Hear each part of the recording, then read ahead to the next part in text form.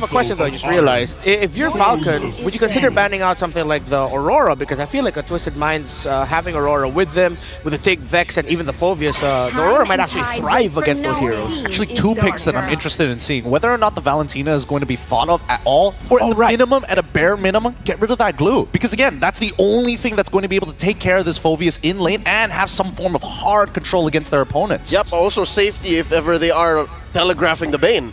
You want things that allow for the Bane to just roughshod and hit the CCC in the back. Yep. Yeah.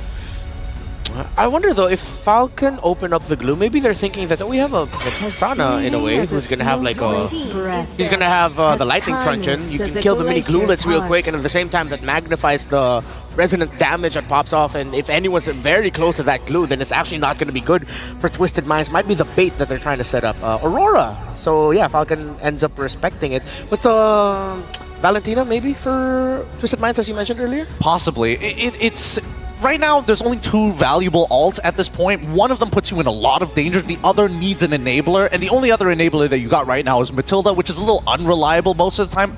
Or you can really depend on that alpha, right? But it's more of a counter-engage tool more so than to extend your lead. Yeah. So at this point, I think that Twisted Minds, it's smart that they're getting rid of at least the Beatrix at this point of time to make sure that that lane is even harder for the side of Falcons, and getting rid of the Nolan to make sure that the pace is going to be kept at a pretty standard rate.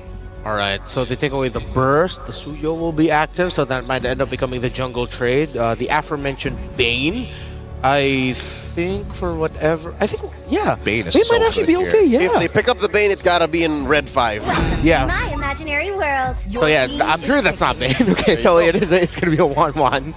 Getting picked up, which up against a Bruno, I feel like that might not be the best. Yeah, no, but I think that's Coach RC and Coach Nyo Chao's way of saying, you know what? Benny, just get in his face. The Bruno needs time. The Bruno needs like at least a power spike. But the 1-1 plus a Vexana visit, like that should be enough. I don't know about this. You're forcing Troll to babysit Sana. How much of a babysit? I mean, I think it really just boils down to how does that lane actually go? And I think that Wanwan doesn't actually do that well unless you're able to like consistently hit 2 weakness points on your trade and then move back before the second auto comes through. Oh, that's actually such a good idea coming in from Twisted. I like the Sicilian here, but the Edith especially, a great way to say, hey, it doesn't matter what happens in my lane. If Wanwan gets a little too close to me, if I get locked down, it doesn't matter. I'm able to slow down the pace of the game to create opportunities for both my Alpha and Sicilian. And a Hayabusa is the assassin pick for Falcon. There are the cores, the main carries, I feel like might be outmatched here, but if it goes very well for them, then they can snowball. But just looking at the lineup of Falcon, this might not end well for Twisted Minds might not end well for Falcon. Stasio over to our casters. Thank you, panel, for breaking it down. My mind's a little twisted here. Once again, welcome to the caster desk. I'm Naisut, joined here with Ingon, and we're here to bring you the second match of the day for Swiss Day number 2. Absolutely amazing. I love both drafts. Ingon, what do you think here as we get a last look of them? And looking at the lineup of Twisted Minds, talk about range, talk about mobility. You have the Bruno, you have the Matilda as well, and it's a good thing that it's paired up with the Alpha, because you know that the Spear of Alpha normally used to initiate or to escape. But with the presence of the Guiding Wind and Circling Eagle, there are a lot of possibilities, a lot of combinations that Twisted Mind can do with his current composition.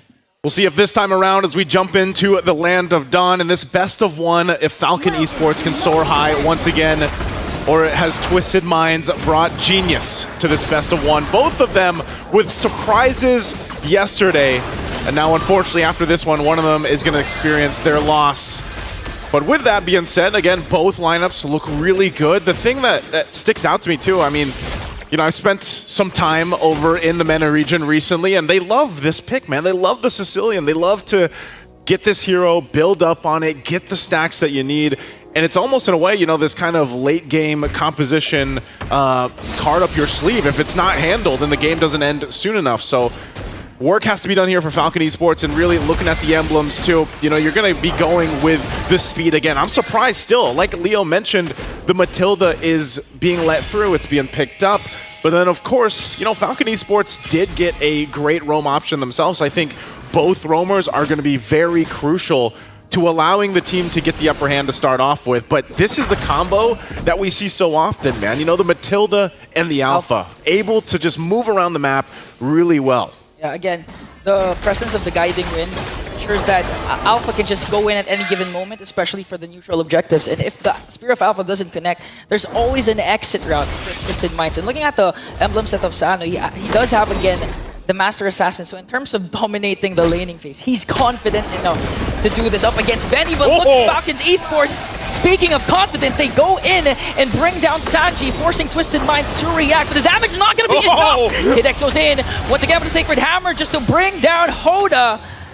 And Naisu, did you expect this early aggression from Falcon Esports? You know what? I did. Because both these teams love to play this style, you know? And if they can get that going, Cuffin might be trying to make a play here. PX7, oh, he's going to get one shot down. So a good pickup kill. Twisted Minds will get that one. I'm surprised, you know? And against all that, too, Falcon Esports will get that first turtle secured by Dax. Yeah, and for Twisted Minds, you know,